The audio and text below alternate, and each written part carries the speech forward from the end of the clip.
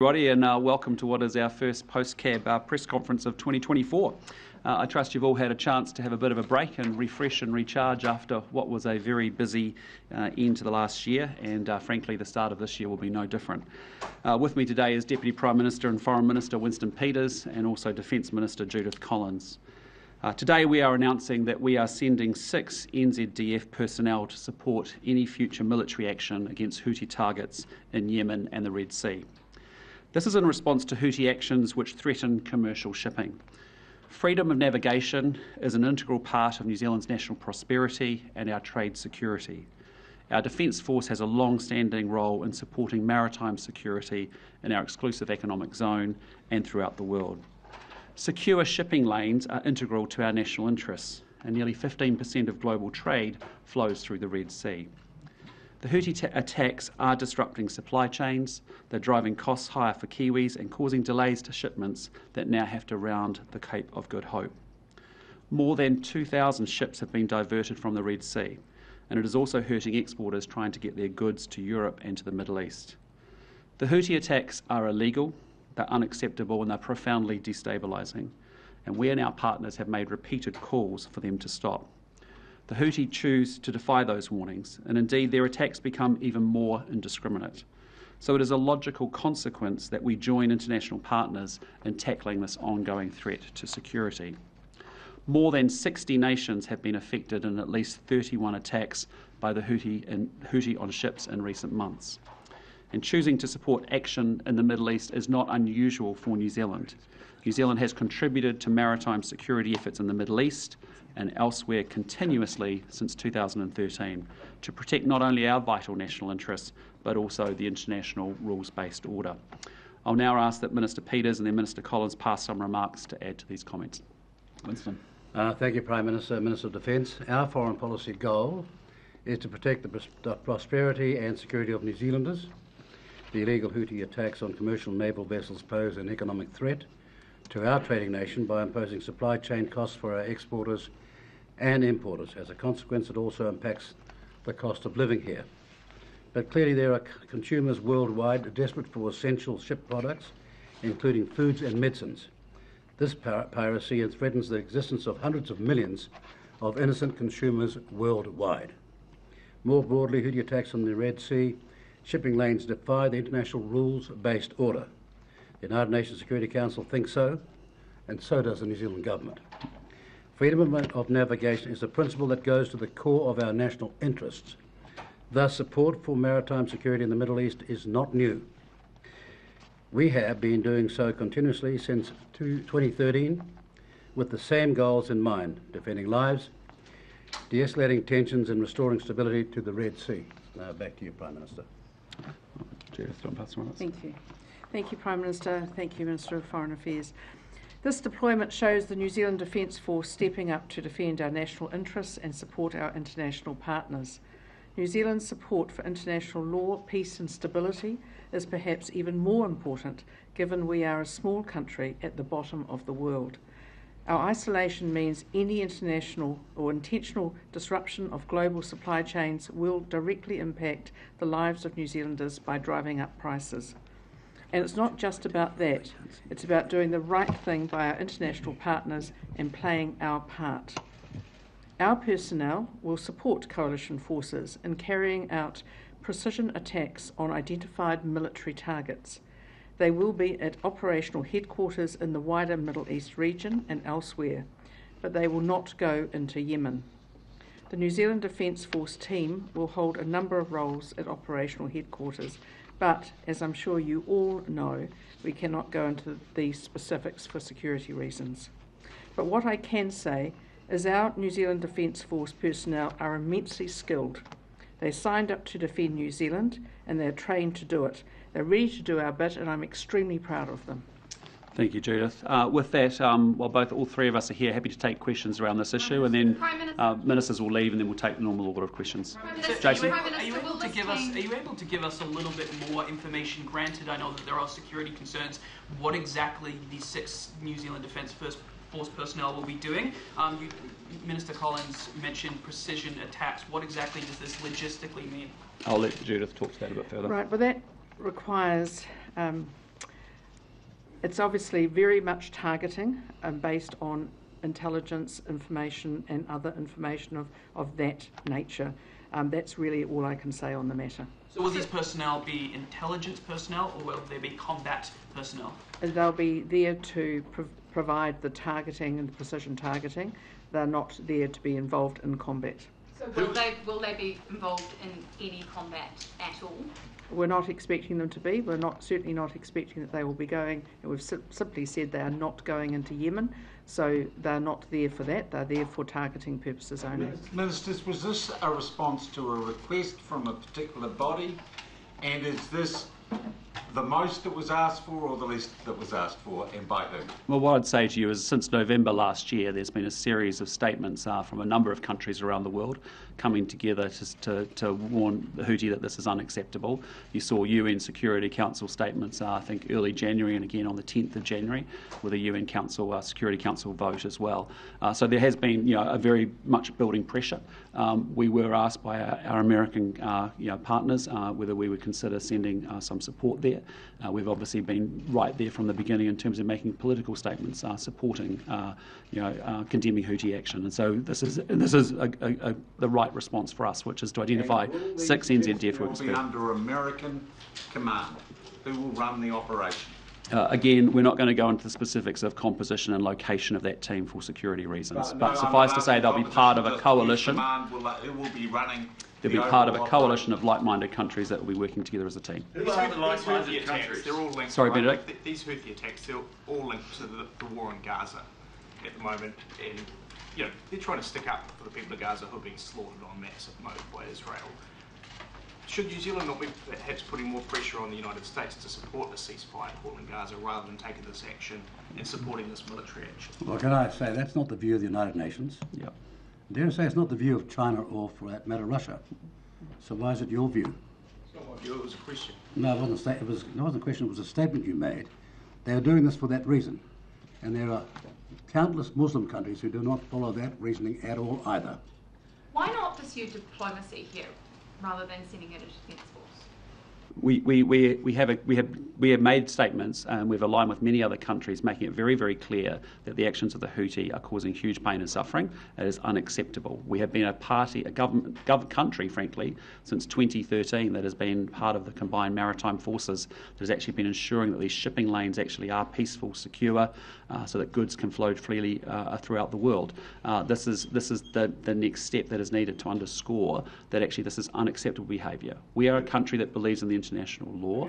We believe in actually upholding the freedom of navigation. Those are values and principles that are important to us as a small trading nation. The American media are saying that the White House is bidding in for a long and sustained campaign against the Houthis. The first strikes haven't deterred further strikes. Have they given you any indication of how long this deployment may be needed? And what is the extent of your commitment? Are you going to be there as long as it takes to stop them from... The extent of our commitment with the 6 personnel that we're sending is through to no later than the 31st of July this year. And then are you prepared for further deployment if it's necessary? Well, again, our commitment is to the 31st of July this year. Who are the other like-minded partners that are joining us on this? And why aren't all the like-minded partners that signed the original statement about the Houthis offering to help now? I'm referring to countries like Singapore. Yep. I think one of the things is that we do actually have some capability to offer and to make a real difference. We do have people who are able to commit, but also to, as I say, add value. And we're not responsible for what other parties do, other countries, but what we can say is that we understand how, in the best interest of New Zealand and New Zealanders, this is the right thing to do. But who are the countries that we're joining with, and why aren't some of our closest friends being part of that agreement? Well, many of our closest friends are. I mean, there's Canada, UK, Australia. I mean, these are... Five Eyes operation. Well, No, it's not a Five Eyes no, it's not. That's incorrect. I mean, there was up to 44 countries that were condemning the actions of Houthi. There have been a number of subsequent statements that have been made by different coalitions of countries. What we are doing here is doing something that we're building on a long-standing commitment we've had since 2013 to ensure that there is peaceful security in those shipping lanes in the Middle East. First statement that you, that first statement. Sorry, you Ben. signed, the first statement you signed on to, I think, had 10 nations in support, including Australia. Back on the 12th, I think it was. Did that come from a request from either the US or UK? I'll let Winston talk to that. Well, in all these matters, there are discussions between governments and through Foreign Affairs and through the Defence Forces as well. And as to whether it came as a request or it came as a decision, having discussed the seriousness of the issue and the piracy involved, and also the hundreds of millions of people who are going to have their lives dramatically adversely affected, for the very worst, even to starvation, it was thought that some action should be taken in agreement with the view of the United Nations as well. And that's what we've done. Prime Minister, just... And sorry, we are also a country that stands up for our values, and our values here are about international law, about freedom of navigation, about making sure that there is a free flow of trade. Those are values that are important to us, and so for us, this is the logical step for us. Prime Minister, just a bit of a logistical one. Are personnel actually being deployed overseas, or is this a job that can be done from New Zealand? They're being deployed overseas. And as Prime Minister, how does that sit with you, deploying New Zealand Defence Force personnel overseas into a potentially a dangerous environment? Well, I think for myself and for our Cabinet colleagues, as we discussed it today, we understand the seriousness of what we're doing, but actually we also are proud that actually we have a responsibility as a country that actually believes in values around international law, that we're actually doing the right thing here. And so we think we've got it right sized, we think we've got a proportionate response, we think that the personnel that we will send will add tremendous value and capability to the coalition, and we think we've got it right. And is 6 the limit, or is there a potential scope for that operation to be expanded with more Defence Force personnel deployed? Our proposal is 6, and as I said, no later than 31st of July. Did you consult the opposition and did you ask for their support? I'll talk to Winston.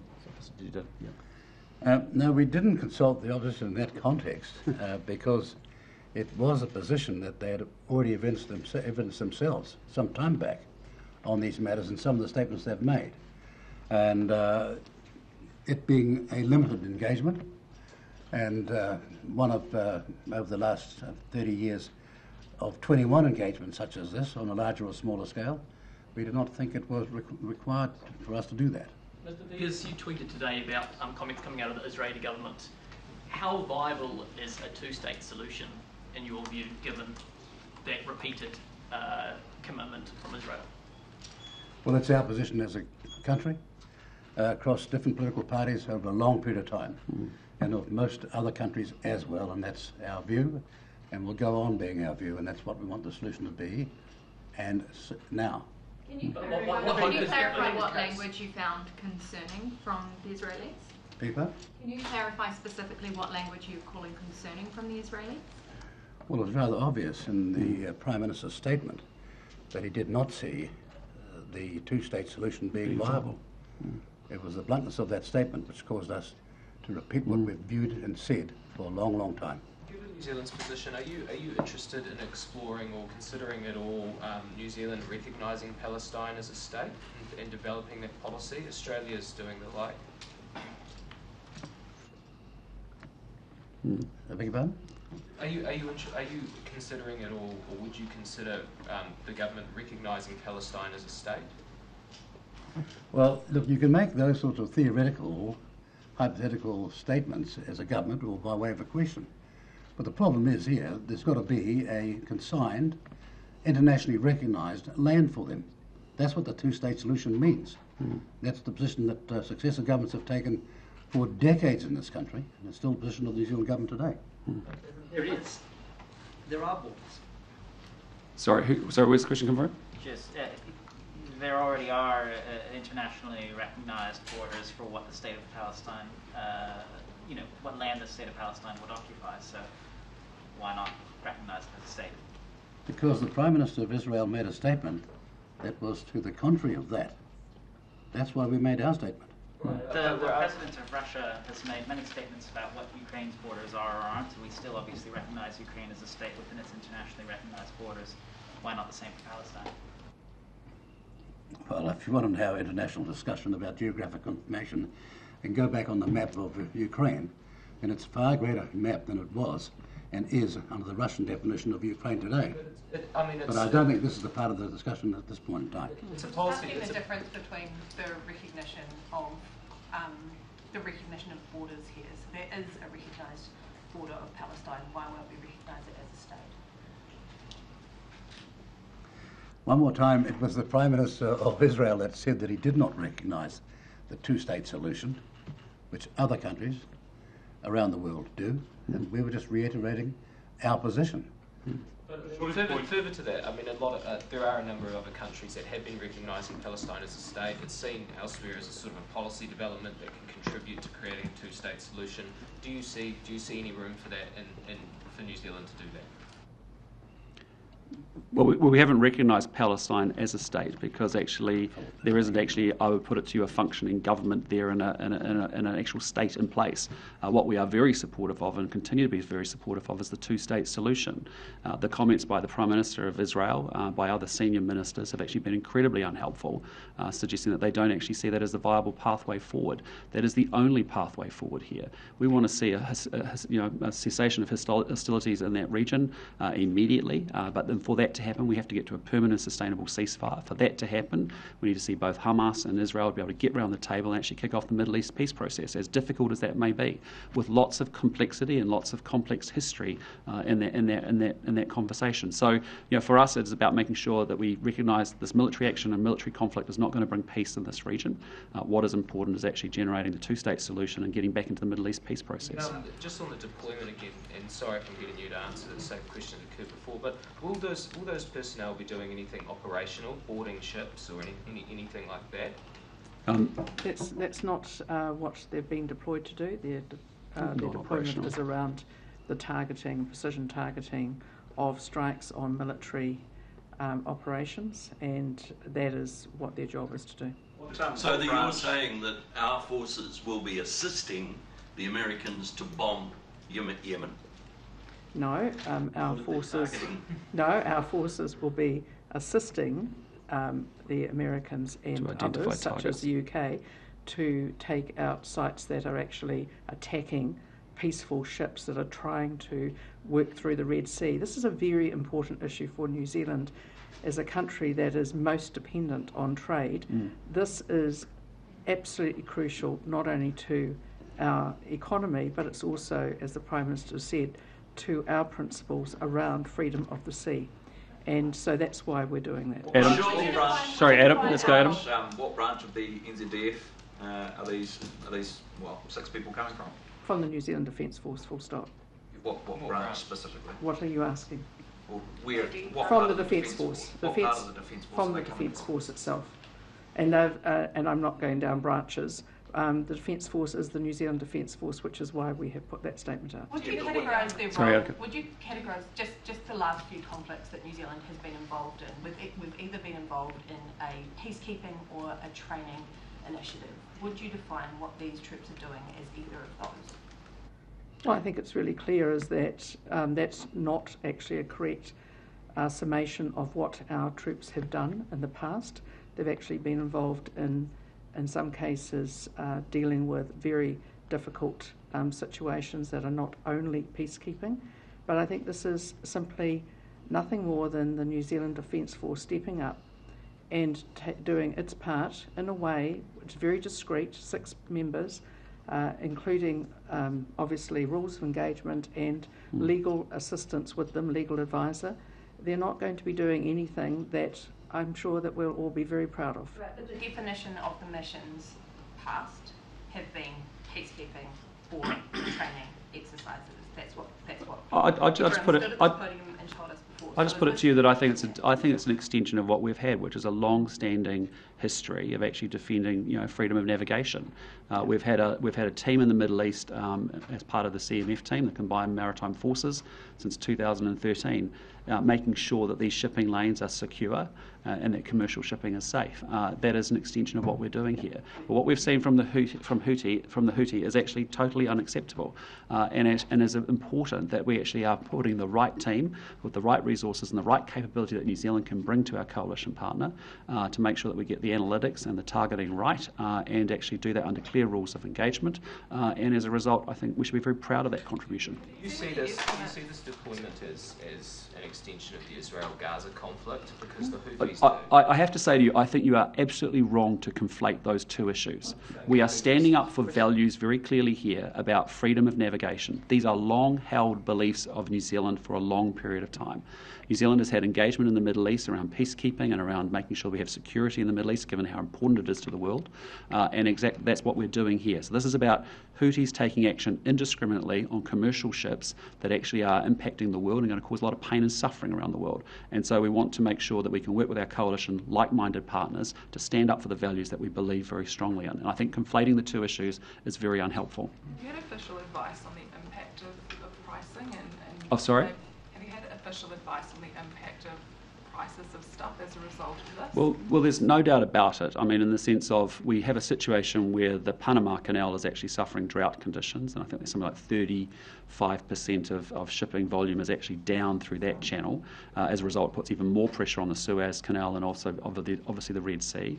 15% of global trade. It's about 10% of our exports, about 20% of our imports go to the UK, go to Europe, go to North Africa. And so it will have an impact on New Zealand. And we've all gone through a COVID experience where we've seen what disruption to supply chains can do.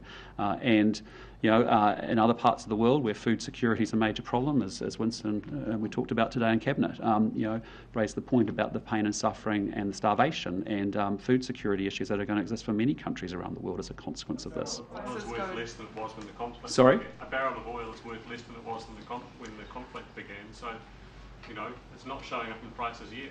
Maybe we're on the wrong side of this conflict. Yeah, I would just put it to you that we know where this goes, and we know that when we already have a huge number of, I think 40% of shippers now are diverting away from the Red Sea and through the Suez. That's adding 10 to 12 days worth of delivery, say, to a part of our world, to our part of the world, and that will inevitably lead to higher costs. But this is actually about values. It's about us standing up for things that we believe in, and we can either talk about them or we can actually do something about it as well, and actually make sure that we put real capability alongside our words, and that's what we're doing here. Just on the impact of prices, just on the impact Sorry. just back to the impact on the impact of prices. So have Yep. you had official advice on that?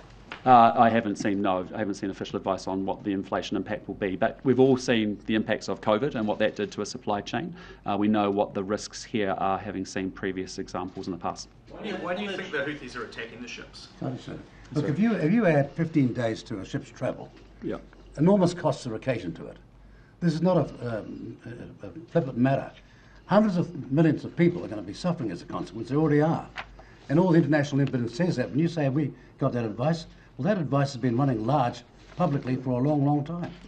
And all sorts of... What do you say? I said even The Economist is, even The should read Economist. that. Everybody Very else good. internationally has been saying this. Now, please read some international stuff and understand that we're part of the world too. Yeah. And you can't just keep the peace. Sometimes those who offend the peace have got to be stopped as offenders. And that's the stand we're making. Why do you think the Houthis are attacking the ships? There's been huge indiscriminate attacks on ships. We've had 31 nations impacted. I think actually 60 nations, 31 different attacks that have taken place. And what is obvious is that they try to run an argument, but it's not held up in fact. It's been a really indiscriminate attack of commercial shipping through that lane. Can I just answer the question as well? Look, this is not a new. It's been happening for a long, long time. But now they've got a reason for saying what they're doing. Yeah. But they've been doing it for about 3 decades. And with reaction coming back from many countries in the West, including allied countries of ours, stopped it at times. So it's nothing new about that. Yeah. Will the intelligence that we're contributing towards the strikes against the Houthis, could those strikes take place in Yemen, or would it just be at sea? Judith? Wherever they're needed to be, that's really clear. The Houthis have made threats against American civilians following this. Are you concerned, and have you taken any advice on whether these joining up to this increases the threat level faced by New Zealanders domestically? What we understand is we're standing up for values that we believe very strongly in as a country, and you can't just say the words, you actually have to follow it up and back it up at times, and that's what we're doing here. Have you taken any advice, or are you concerned that this action will lead to an increased risk of terrorism at home? Because that's what the argument the Houthis are making against the Americans. It's not an argument, that's the argument of a bully. Yeah, exactly. That's the argument of a bully, and we're not responding to that. In the interest of New Zealand, our role in the world, and a whole lot of people in the hundreds of millions around the world, we're doing something. Good idea to know about it before. Yeah, look, there's a number of threats for New Zealanders across the world. Again, for any Kiwi travelling, I'd just say use the MFAT advisory services to make sure you understand what that threat level looks like. Increases that threat or Sorry? lowers? Do you think this action increases that threat or lowers the threat? We don't know that, but what we can see is that actually the world is a pretty unstable and volatile place at the moment. And there are a number of theatres across the globe that actually present risk and danger. And as I said, for New Zealanders who are well travelled, make sure that you check out the MFAT websites in particular.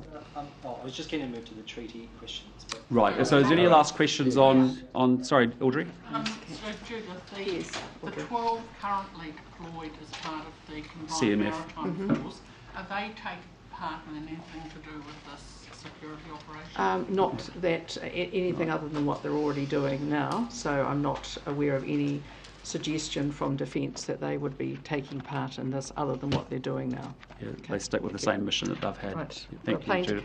Yes. Thank you, Winston. Okay. For 6. Sorry? So, Prime Minister, what did you make of the Hui Amotu in the weekend at Tūrango? Look, I thought it was very positive and very constructive. I'd spoken to the Māori King, obviously, earlier in the week. I'll actually have a further catch-up with him, hopefully at Ratana tomorrow, and do a bit more of a debrief. But it sounded like there was quite a good spirit. And what was the debrief given by Tama Pōtaka? Oh, just that was our observation across the piece, that it was it was actually a very positive and a very constructive hui. Can I just ask, on the number of people that arrived, it sort of well surpassed what was the estimate of people arriving. What do you make of 10,000 people showing up to this week?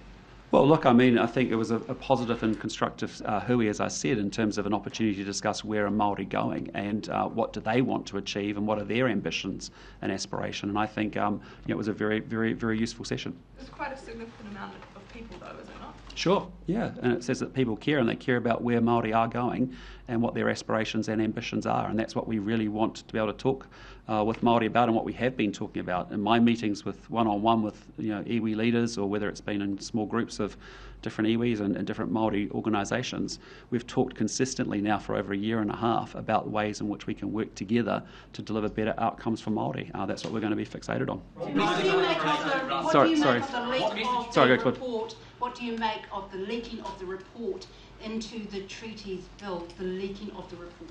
Well, it was an internal Ministry of Justice document to secure a legislative bid for a future piece of paper that would ultimately come to Cabinet, but no minister has been involved in that report. That's an internal Ministry of Justice issue. Prime Minister, can you absolutely rule out national voting for the Treaty Principles Bill after the first Select Committee? Well, look, we've got a very clear commitment in our coalition agreement between National and ACT, and our coalition government commitment is that we will support ACT's Treaty Principles Bill to first reading, but there is no commitment to take it beyond that. You won't rule out? Well, there is no commitment to take it beyond that, and I'd just say as the national leader, our position has been well understood for a long period of time, and we have no intention or no commitment to support it beyond first reading. Sorry, can you be clear about that? Sorry? Can you be clear about that? No commitment or no intention, or rule it out? Well, what I'd just say to you is there are two parts to this. The first is that we live in an MMP environment and a coalition agreement has been formed. That coalition government commitment is to say that we will support the bill to first reading. That enables an aeration of the issues and a discussion of the issues through a select committee process. You know that there's been a long-standing National Party position against a referendum, as there's been a long-standing position from the ACT Party for a referendum. But our position as a national party is that it's not something that we have an intention to support. Senior Cabinet Minister, hang on, I'll come back. Cabinet Minister Chris Bishop told me this morning that it was his belief that the signatories to the treaty, the Māori signatories, ceded sovereignty. Is that the view of this government? Yeah, we're not relitigating sovereignty. You've been clear that National has no intention to support the Treaty Principles Bill post first reading. You've also talked about the need for cost savings in the public service. What's the point in pouring a huge amount of money into a doomed bill? Well, look, what I'd just say to you is that we live in an MMP environment in this country, and that requires us all to come together in coalition governments and make compromises. There's been a very long-standing position from the ACT Party and its supporters and members that it has wanted to advocate for a referendum on the treaty principles. And likewise, there's been a long-standing position from the National Party that we don't support a referendum. The reality is that we've come to a compromise to enable an aeration of those issues through select committee process, but there is no commitment to support it beyond that. That is a compromise from both sides as we form a coalition government. Are you comfortable with the amount of money being spent on it, and what is the reason that National doesn't want to take it, doesn't want to vote for it in second reading? Well, look, I mean, we talked about this last year, all of last year, which is that we think it is divisive and unhelpful. And what I'd say to you is that is our position, now speaking as a National Party leader. Equally, David Seymour, as the ACT Party leader, has a different position, and he's entitled to that. And what we have found between the two of us is a compromise to say, look, we will have an aeration of these issues in the context of a select committee, but there is no commitment to support it beyond that. Te Pāti Māori have been throwing around words like white supremacy in terms of your government. What do you make of that sort of language? Well, I outright reject it, and I think it's entirely inappropriate. I think it's very offensive, and I think it's very divisive and very unhelpful. And I think what's even disappointing is when you see political party leaders picking up on those statements and actually running with them again this morning as well. Our job is we are here because we want to make sure all New Zealanders do well. I want to see Māori thriving in this country. I want to see non-Māori thriving in this country. And that has been the conversation that I've had with Māori leaders up and down this country for the last year and a half now, is that under the last 6 years, Māori went backwards. There's no way to describe it any other way. And we want Māori going forwards in this country, and we're confident we can do that with in partnership. Just looking ahead to Ratana tomorrow, what is it that you hope to achieve? What's going to be your message when you speak? Well, my message will be actually sort of laying up where we're coming from as a government and how we want to work and partner with Māori to deliver improved outcomes for them. We want to see more Māori kids attending school regularly. We want to see more Māori kids doing well in school, being able to access higher paying jobs, be able to own more of their own homes. Those are the conversations that I've been involved with that I found very constructive. The review of all legislation for references to treaty principles with ultimately the intention of removing them, has that begun? No. What we're talking about there is just making sure that when there is reference to treaty principles, that it has an application to the legislation that is being proposed, so that it's clearer for everybody that actually what's the engagement needed, what's the consultation needed, what's the interest that exists that we must address in the legislation. So who will carry out that review and when will it begin? Well, it's not on our 100-day plan at this point in time, and we'll work that out in the coming months. Agreed with New Zealand first, and there's an Sorry? It was agreed with New Zealand first. Absolutely. And there's an intention to ultimately remove those references. No, to make sure that where there is relevancy for the treaty, that in a particular piece of legislation, that we're very clear about what that relevancy is and what that link is. Do you see that as a point of contention with Māori, with iwi as represented in the recent hui, for example? Well, there was a lot of conversation about Māori ambition and aspiration going forward in this country, and about actually how do they get to do better in this country, and those are the things that we want to work together with them on. Could there be an outcome where we do away with treaty principles altogether? Again, our position's been very clear. We're going to support a treaty principles bill to select committee, and there's no commitment to go further. Can you just clarify? Sorry? That bill takes a particular view on the treaty principles. Does the National Party does your government have any interest in changing the principles themselves? Well, there'll be an aeration of those issues through a select committee process. As I said to you, there's no commitment beyond that. The lead report had highlighted the risks to government now and in the long term. Sorry, can you say that again? The leaked report highlighted the risks to government now and in the long term because of the bill, if the bill takes place.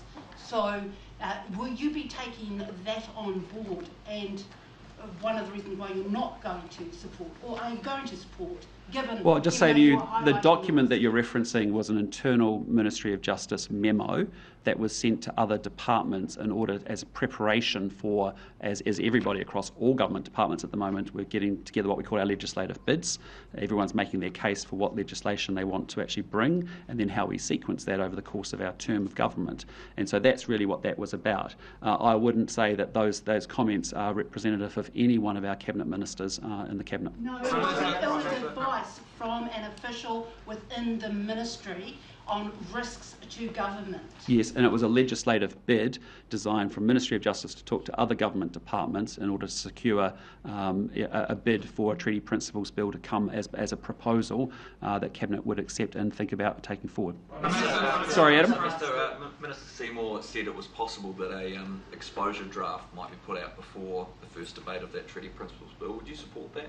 Again, we'll look at that and we'll discuss that further as a Cabinet. And can you say how, if at all, the hui and the things discussed at the hui Tauranga Waiwai Marae on Saturday has changed or influenced your thinking about your kōrero tomorrow at Ratana? No, it hasn't, because my conversation with iwi leaders and Māori leaders up and down the country over the last year and a half, in fact since I became leader of the National Party, it's one of the things I just started quietly doing, is just meeting on weekends or regular telephone calls. Everywhere I visited I would go off and meet with iwi leaders or Māori organisations doing great delivery of public services, for example, on the ground locally and regionally.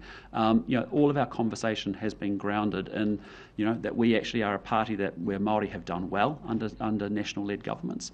That is our intention. We are very much ruthlessly focused on outcomes because we believe this country needs a turnaround and it's going in the wrong direction. And the last 6 years have not been good for Māori in terms of Māori outcomes across the economy, across crime, across health, across education, across everything. And so we want to work together with them to be able to do that. And we believe in localism and devolution as a party. Many of Māori believe in the same, that's tied to self-determination. So there's lots of commonality of values, and our conversations have been about how do we work together to deliver housing? How do we deliver? You saw a good example recently, about how do we use Māori health organisations to drive immunisation rates of Māori sitting at 71%, the rest of the country's at 82%, and we've got a target closer to 90%. So how do we work together to use those health organisations to deliver better, improved outcomes? Are you fully expecting to face quite strong challenges on the marae tomorrow? Well, I think that's what we've always expected. I've been to Ratana last year, I've been to Waitangi several times, even before I came to politics, and that's my observation, is that's the place where we should have challenge and provocation and stimulation, and that's okay. We are a country that has a diverse set of views. The day we all think exactly the same, we've got a big, big problem in this country. But it doesn't mean that we can't go forward together, acknowledging that we will have differences with each other as well. And so that's what I'm focused on, is how do we take this country of ours forward? How do we keep it united, acknowledging that we will have differences of opinion, and that's okay. Sorry, Thomas. Sorry, Thomas. I'll come. Would you consider meeting with families of survivors and victims from the Tangiwai disaster about their plea for a national memorial? Look, it hasn't been something that's come onto my agenda. I'm not aware of it. Something that I'm happy to look into. Happy to look into. And just on a different note, question from a colleague. Your face has appeared on some advertisements which are running on the porn website Pornhub. They've registered your name as a domain name for pornography. Are you slightly worried about it, or a bit of a harmless gag? Well, I just say to you, I just was informed of that as I was coming into the room. What I'd just say to you is it's obviously fake. It's an issue for the National Party to pick up. Joe Moyer, sorry, I'll come to Joe. Sorry, guys, Joe hasn't asked a question. I want to go to Joe and I'll come back to you, I promise. Have you thought about how you're going to juggle your national leader hat with your Prime Minister hat when it comes to Ratana and Waitangi? Because as we've seen today, things have been put to you in terms of acts and intentions around treaty principles. And you will be asked questions at both of those commemoration celebrations about the future of your government with you as Prime Minister. Correct. There are differences of opinion, there are differences of policy, and there are different intentions from, for example, Acting Leader David Seymour around some of that stuff. So how are you planning to go about answering those questions as Prime Minister, or are you just going to have to differentiate and speak, I guess, as the national leader at these events? No, I want to speak as the Prime Minister of New Zealand. I think that's really important, and that's what I try and do, and that's what I'm doing most of the time. It's when we get into an issue like this that you want to discuss a little bit about how have we got to the positions we've got to. I'm talking about, as a leader of the National Party, what our long-held position on an issue like the Treaty Principles referendum has been. But as Prime Minister, I'm representing our coalition government, and the reality is, as I've said before, we have not got a commitment to support it beyond the first reading. But I'm going to talk as Prime Minister of New Zealand because we have a fantastic country. We have so much potential ahead of us and so much more that we can do. But we are going to have to work together in this country. And it means that we may not agree, as I said before, on 100% of things. But if we can find that 70% or 80% of what we agree on, and let's get to work and get some outcomes so we can improve Kiwis' daily lives, that's why we're here. And I think that's what I've met with the Māori leaders that are actually wanting to do the right thing by their people and got some incredible innovation. I spent 2 hours with Ngāi Tahu last week with all of their governance and all of their senior management team going through their programs and their story of what they have achieved. It is phenomenal how they have integrated economic, social and environmental outcomes, how they have worked together to be able to deliver better health and well-being and prosperity for their iwi. And I want to see that on a bigger scale. And that actually speaks to the supplementary question, because do you feel like you are perhaps receiving some of the criticism and the flack as Prime Minister? You're clearly having conversations with Māori leaders, have continued to do that throughout your time as opposition leader. David Seymour, for example, isn't coming to Ratana, and I believe has made some comment about it being some event held by a church. So there are differences of opinion there, and are you, as Prime Minister, copying the flack and criticism for the other party leaders' policies, and how do you manage that, and how are you planning to respond to that? Well, I am responding to it by speaking as the Prime Minister of New Zealand, and I appreciate that we are in a coalition government. As I said to you from day one, it is different from what may have come before.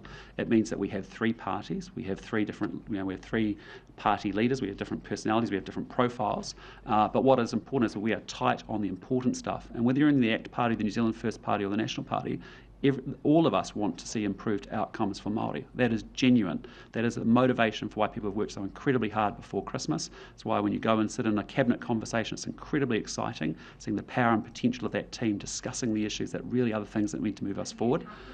Speaking to, for example, the ACT Party policies, because the intention there is far different to yours. The Treaty Principles is a perfect example of that. So are you genuinely comfortable as Prime Minister speaking to and defending, because yes, it does come under the three-party coalition, but that's not what you believe in or what your party is intending to do? But what our party has done is sign up to a coalition government, and we've all had to make compromises along the way. In the same way, I'm sure the ACT Party have made a lot of compromises. The New Zealand First Party has made a lot of compromises. The National Party's had to make some compromises too. But what we've got is a government that I can tell you is focused on rebuilding the economy, restoring law and order, delivering better health and public services. And that is, Joe, what unites us. And I just say to you, yes, there will be differences. I get that. There will be. But what I'm saying to you is I think we've at the core of what we've got in this government is massive alignment around the things that matter most to New Zealanders. And yes, we will have differences of opinion. Yes, we will express things differently, as I've said from the get-go. But don't misunderstand that as a lack of focus, because if we're all the same and we're all sounding the same, that is not success either. And I think Wainui and Ngāpuhi do not want the treaty bill. They say that will put them backwards on everything that you were saying is aspirational in the corridor that you've had with these iwi. So how are you managing to corridor with them, knowing full well that they don't want this bill, but you're supporting it to first reading, and you've not stated categorically that you will vote it out? Well, I think we've been very clear about our position, both in a national party sense and also our coalition government sense. If you look at our agreement, what we're saying is that there is an ACT Treaty Principles bill that all three parties have agreed to support through to first reading, but there is no commitment to take it beyond that. And so that is a pretty clear position, and I appreciate that is the reality of coalition government in an MMP environment where each party has its own particular policies and programs that it feels very passionate about, and we need to find a way to accommodate that. I'm sure ACT didn't get everything they wanted in the same way National didn't get everything it wanted, but that's the point of the system that we have. We are in an MMP world. Look at how it works all around the world, where there are other MMP systems throughout Western Europe, for example. You have governments that take 10 months to form a government that then fall over very quickly. We've worked incredibly hard to give the country stability on the core things that matter. Yes, there will be differences of opinion. We'll find a way and a mechanism to manage that, but on the important and the core stuff, that's what we're focused on. Prime Minister, will you commit? Sorry. Will you commit past the first reading? Then why will you not state categorically to Māori and the rest of the nation? Well, we've said that there is no commitment or no intention to support beyond the first reading. I don't know how to be more clearer than that. Will you commit to keeping the special envoy to the Christchurch call? Look, I had a chance to catch up with Dame Jacinda Ardern before Christmas. We caught up in Auckland, the two of us, and I wanted to understand the Christchurch call and the work that it had undertaken and what it had achieved. That is a process that we'll work through in the next few months about whether it now moves to a different level and how that may take place. What did you take away from that meeting? Look, there's been some good work done with respect to algorithms around, with tech companies in particular. There's been a very good community that's been formed together, but actually it's probably also at a stage where it needs to move to the next level, and as to what shape that takes and what form that takes, that's something that will be in discussion about. Did you at any point tell her that she would be removed or that the job would or could be disestablished? No. Sorry. Prime Minister, on the Treaty Principles Bill, will you stake your job on National not voting for the Treaty Principles Bill after the first reading? Well, look, I've been very clear. We are not going to. There is no, in the coalition government, there is no commitment to support it beyond first reading. The National Party's position has been very well understood for a long period of time, and there is no intentional commitment to support it beyond first reading. Sorry, go ahead, Craig. Sorry, Craig. The Clerk of the House, David Wilson, says the 6.5% budget cut that the government has asked his office to make will limit the work of Parliament. Constitutional law experts say it's constitutionally concerning that the executive can defund the legislature. What do you... Oh, that's a very disingenuous way of presenting it. I'll just put it to you. What we're saying here is we have a government, previous government, that increased government spending by 80%. And to say that there is not any waste or any reprioritisation or better use or targeting of money to get a better, the same or better outcome is just not true. The Office of the Clerk, though, has not gone up by 80%. Its budget is basically flat with inflation since 2017. They still have 120 MPs to serve. You've worked with those staff yourself. Oh, they're excellent staff. A very important accountability function for this democracy to work. So why is the government requiring them to make because we're asking all government agencies and all government departments to look at their spending and to identify whether there's any potential savings that they can make along the way. And that will be contingent upon all CEOs of every government agency and department to look into that, including the Clerk of the House. Once we have all of those inputs in, then we'll move through and make those savings. With the election, before the election, in your tax plan, you'd identified 21 departments that you'd be asking to make that average of 6.5% cut. There was no mention of the Office of the Clerk in there or any others. Is this now a government-wide request? Look, we've been very clear. We want to be able to make sure that we generate a 6.5% savings across government agency spending. Some government agencies, when we get them to look into their data and their numbers, are actually going to be generating a lot more. Others maybe a lot less. But on average, we want to be able to come out of the exercise delivering the savings we've talked about. Do you have any reason to suggest there is any sort of fat on the bones, I guess, in Parliamentary service? I don't know. That's all we're asking for them is to interrogate, to go back and look at their resourcing. Have they got their optimal structures in place? Have they got people actually, have they got the right people in the right places? Have they improved and made that as efficient an operation as it possibly can be? It's not an unreasonable assumption to ask. When you've had 15,000 more people added to the public service, you've had an 80% increase in government spending, you've had government borrowing go from $5 to almost $100 billion, and collectively as a country, we have absolutely nothing to show for it. Every outcome has gone backwards. And so I'm not trying to be political about it. I'm just saying that is the state of affairs. That is the reality of where we are in this country. If you don't confront the brutal facts of your reality, you don't have hope and a plan that you can get to a different or a better place, you've got to face up to that, because you can't just keep increasing government spending by 80%, adding another 15,000 public servants, and still not getting our kids to school regularly or getting our academic results in the right place or having people have access to healthcare. Sorry, Bridie, and I'll come to Richard. Just on the bigger picture of this huge discussion that's now emerged about the treaty principles, you campaigned on uniting the country. So yes. Sort of how troubling is it now to be, part of this huge discussion? Well, I think what you saw even through the hui actually over the weekend, as I said, was positive and constructive. Māori coming together to have a strategic conversation about where they actually want to go in this country and what the opportunities are for them to do well and to do better. That is exactly the same spirit of our government, which is we've come here to say, look, we've got to be better than this. We have to be better than this. We can do better than this. And so we are working incredibly hard to make sure that we can do exactly that. We want to build a country in this, New Zealand, to be, one of the very, very best small advanced countries on earth. And for that to happen, we need to do a whole heap of work around our economy so that we can be more productive, have higher wealth, have higher incomes, higher jobs. We need to make sure we continue to make sure that we've got a good social contract and social cohesion with each other. And we need to obviously do our job around environmental emissions. And do you think at the other side of this that New Zealand will be more unified than it is now? I think my job when I leave this job is to make sure that New Zealand is more unified than what it is from when I inherited it. And let's be clear, over the last 6 years there's been a rising level of disunity in New Zealand, and so our job is to make sure that we can become unified. But don't mistake unity for us all sounding and being exactly the same. That's something very different. What we want is unity of purpose, where we're all wanting to go forward in this country to actually realise the great potential that we have.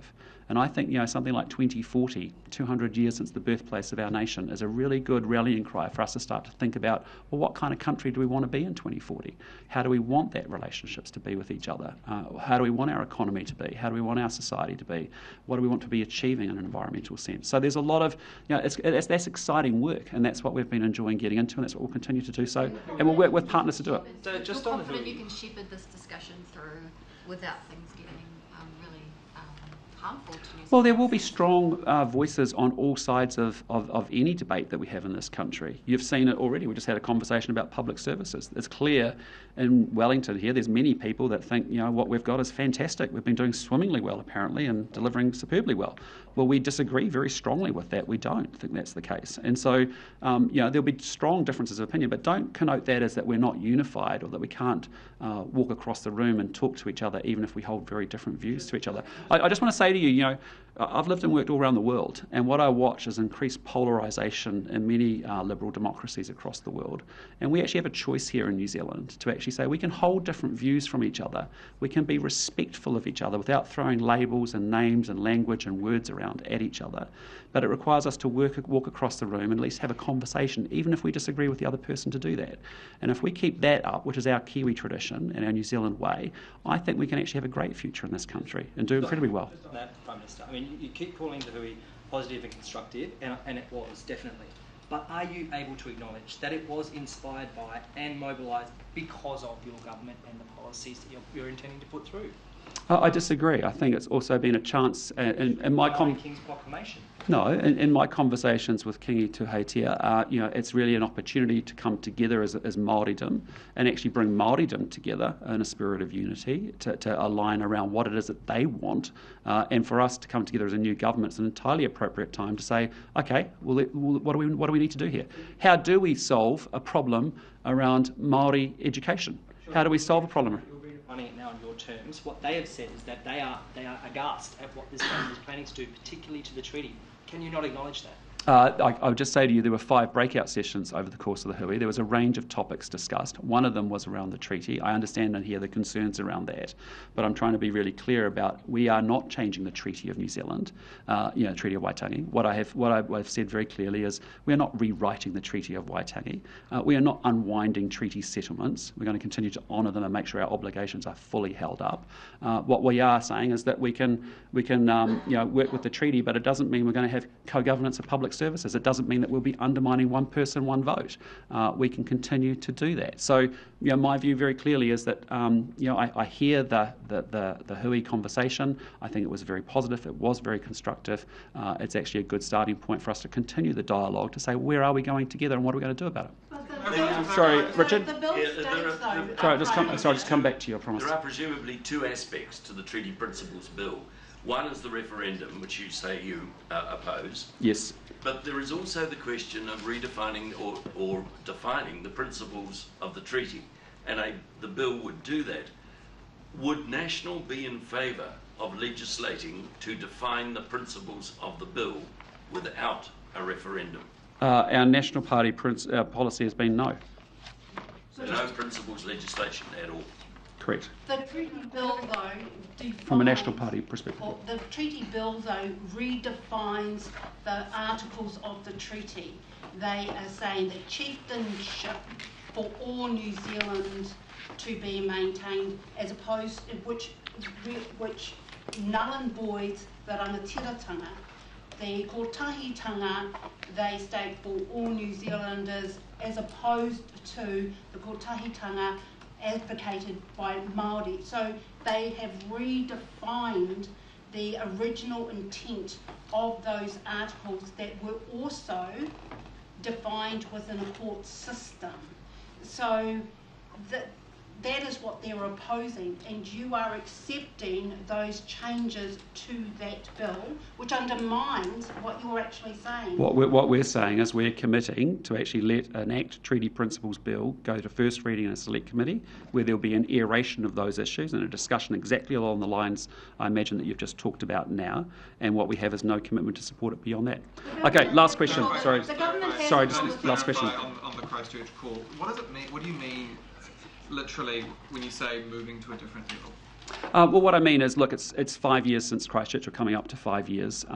The work of the Christchurch call has been important in terms of making sure that there is, the tech companies in particular are managing their content, and there's using technology and algorithms behind the scenes to do that.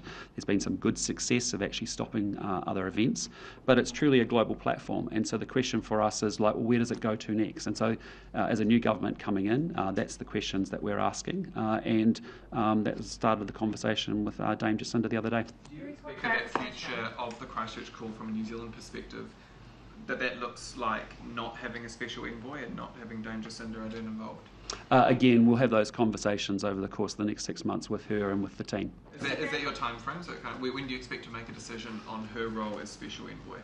Well, again, we didn't discuss that because I asked her to carry on, and she was very happy to do so. But what we were discussing is how does it scale up in a way that actually can drive and have more impact. And there's some different thinking that we might want to look at and discuss, and before we come forward with that. Some of that different thinking. I'm not going to get into that now, but suffice to say, there's an opportunity for us, having built a large community there through the Christchurch call, to make sure that it continues with its work, and we just want to make sure it's sustainable and it's got an ability to do that. Do you both have differing views? Sorry? Do you both have, when you say different thinking, does Dame Jacinda Ardern and yourself have different views on where the Christchurch call should go? No. We had a conversation actually just after the election, and we met in person just before Christmas. I've been very supportive of her and her work there, and the actual Christchurch call. We're just both asking the same question, which is, where does it go to next? Did you extend your term for? How long did you extend your term for? Sorry. How long did you extend your term? Well, it wasn't bounded. It was just about her continuing on. Sorry, Joe. Last question to Joe. Sorry, she deserves it. Hey, congratulations, by the way. Thank you. You have said a lot today about the no commitment beyond the select committee process.